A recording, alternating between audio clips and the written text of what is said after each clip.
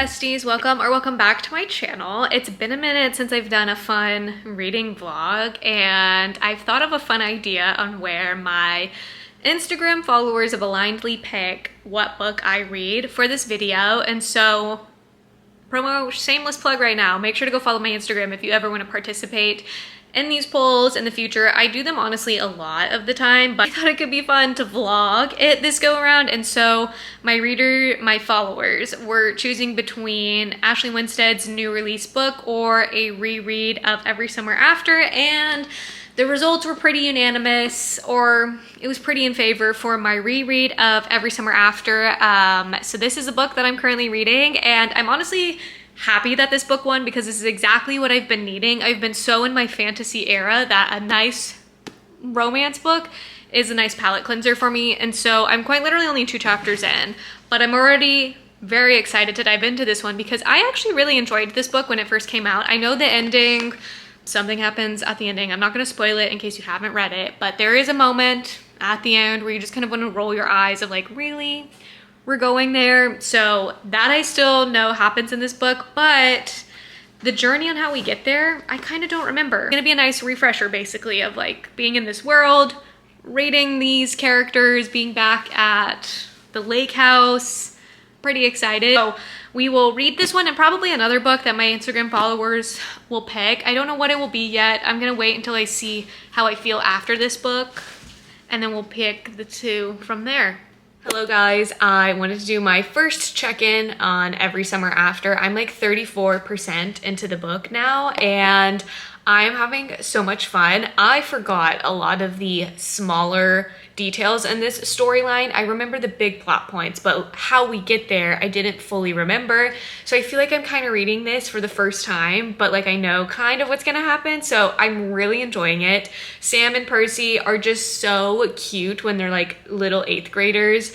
And Carly Fortune, I don't know how she does it. She's able, I feel like, to capture not only summer, like the feeling around summer and just the atmosphere and the excitement around summer, but then also the nostalgia feeling in this book I think is so strong. And I feel like when we do the flashback chapters, it really makes those chapters more impactful, and I'm enjoying it so much. I have said this so many times on my channel, I think Carly Fortune's the queen of summer romance books. So I'm really happy my followers picked this book for me to reread right now because it's kicking off this like spring summer season for me in the most perfect way. Like I am so excited now for spring and summer, and normally I'm not because it's so dreadfully hot in Texas, but I don't know, this book is just getting me excited. I wish I had a lake house and I could live out my little Percy dreams, how she got to be at a lake house with 2 cute boys next door. Like, come on, that's iconic.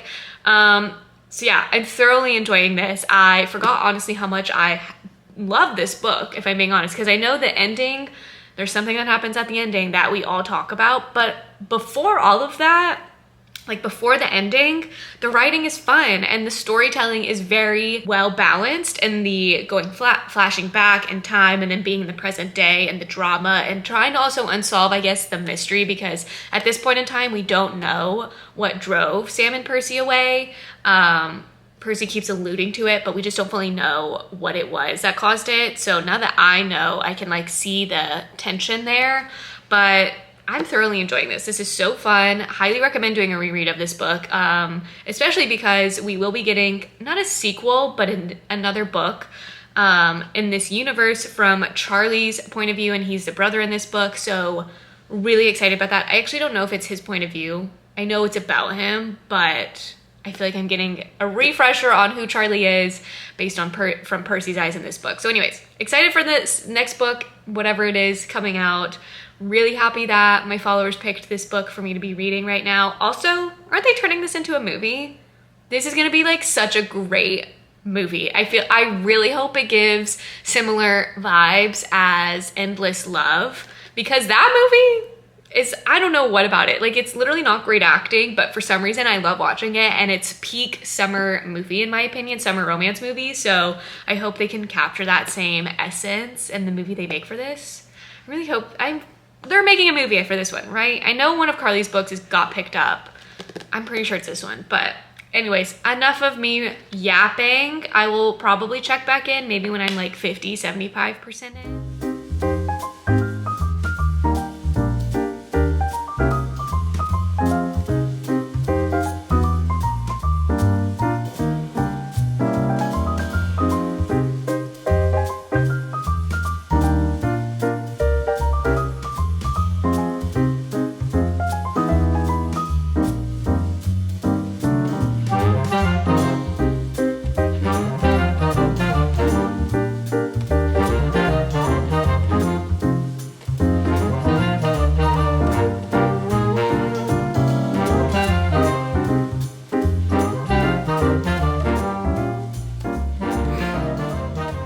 Besties, it is much later. I look a little crazy because I just showered, so my hair is air drying.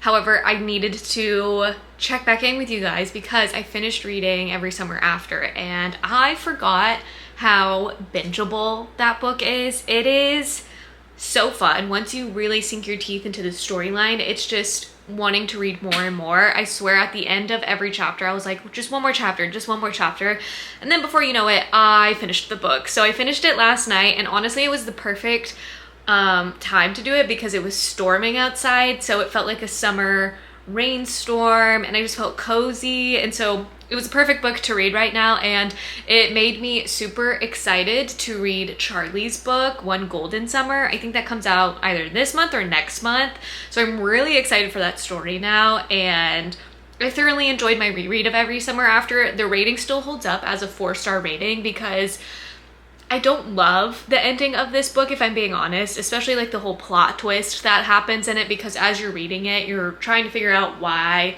Sam and Percy aren't together in the current timeline because Percy did something. So you eventually discover what she did and like what caused basically them to break up years ago and how they rekindle and resolve everything now.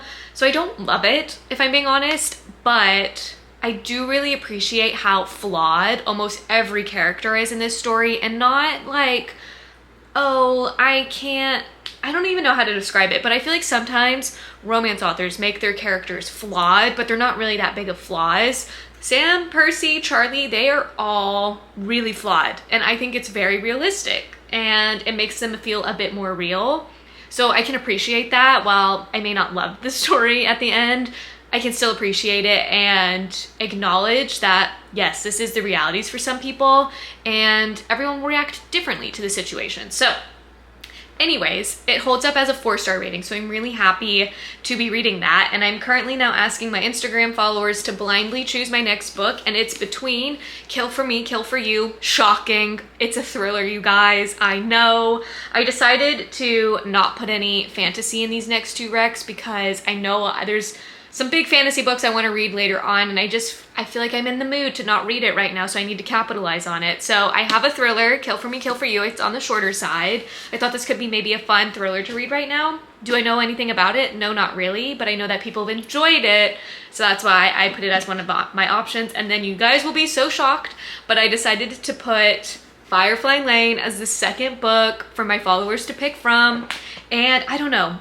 I think reading that Carly Fortune book put me in the right headspace to just read about messy friendships, relationships, that kind of thing. And I know this one, I believe, revolves around a friendship that spans over years. And I just kind of feel like now's the right time to read it. When I checked my Instagram poll, it was tied. These both had like 16 votes each. So I'll probably check back in once we determined the winner. So probably like end of day to see what's netting out. But I'm excited for both of these. So whichever one my followers pick, I'm excited because both of them sound good. So I'm curious to see which one will win out. If you've read either of these, let me know your thoughts on them below in the comments. And in the meantime, I'm currently watching Auburn basketball because it's the Elite 8 game and it's stressing me out. I had to go like step away from the TV so I could like calm down, and I might go like blow dry my hair, or I might just let it continue to hair dry. I don't know. You guys, my hair is like naturally wavy, but it doesn't sometimes air dry how I wish it would. Wavy hair girls, do you know what I'm talking about? Okay guys, it's the next day and I wanted to announce the next book that I'm going to be reading for this video. So my followers ended up picking Firefly Lane. Very excited. So I don't know what the final results were. I'll put it up on the screen. It was neck and neck for majority of the day, but then Firefly Lane started to get a few more votes, and now it is the book. It's the winner that I will be reading for the next, I don't know, until I finish it. I'm only on page 63, so I'm just at the beginning of this book, and we are in the 70s. So I'm gonna imagine that it's gonna be chunks of time where we follow our main characters in here, and we're basically gonna follow their friendship, I think, and how probably they've been helpful for each other's, the impact of this kind of friendship, but then also maybe when like they're toxic. I would assume this is probably gonna be like a gut-wrenching friendship read. Right now, I will say, so Tuli and Kate, Tuli's reminding me of Jenny from Forrest Gump, and then Kate is kind of giving just like Forrest, in that Forrest was always there for Jenny. I feel like Kate's gonna be that friend that's always there for Tuli, even though it seems like she's growing up in a pretty rough situation. It's very heartbreaking, her little backstory that we've gotten so far. So I am curious to see how this will pan out.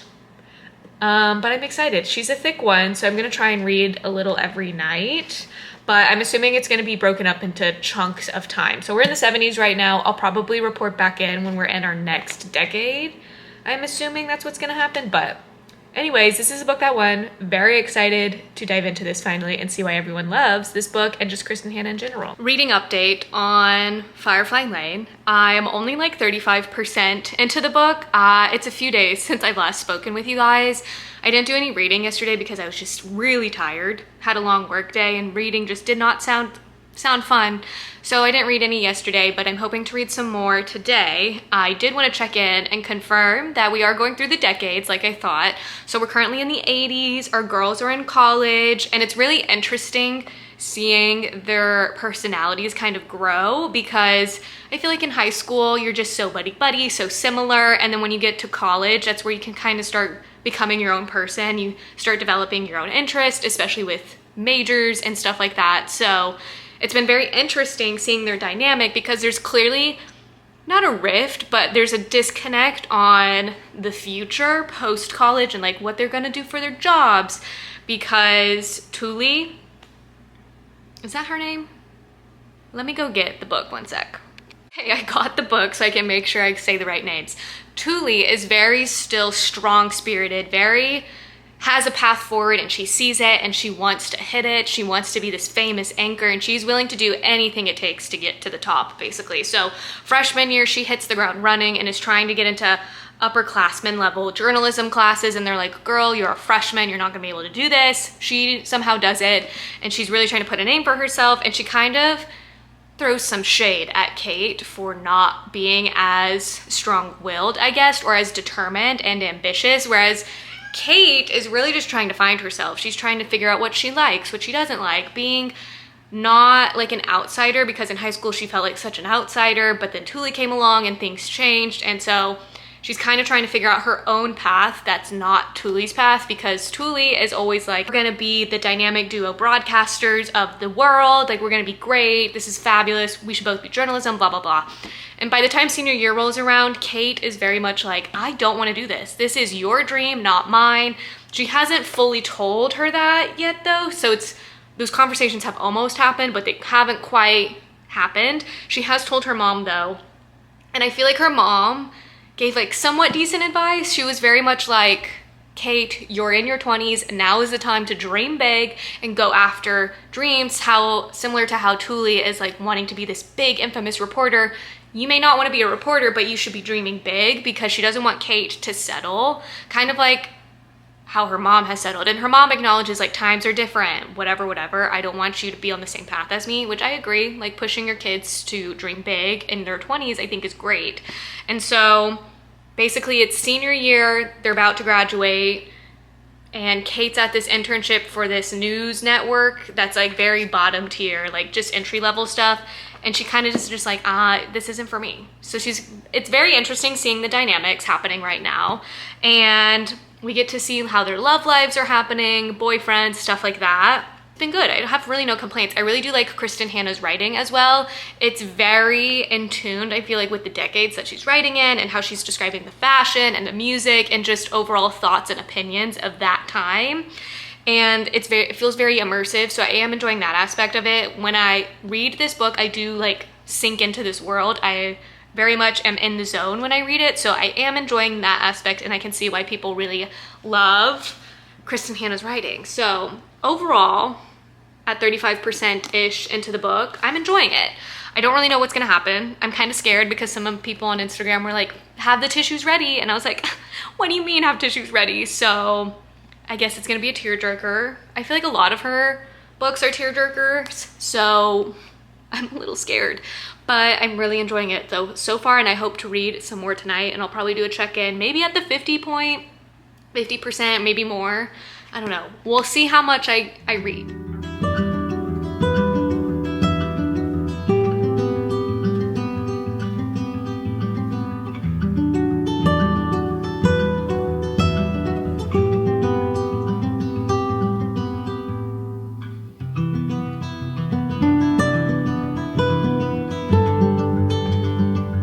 I have a reading update. It's, I think, been a minute since we've chatted, but I've made some progress on Firefly Lane. I'm currently 66% into the book, and I'm really enjoying it.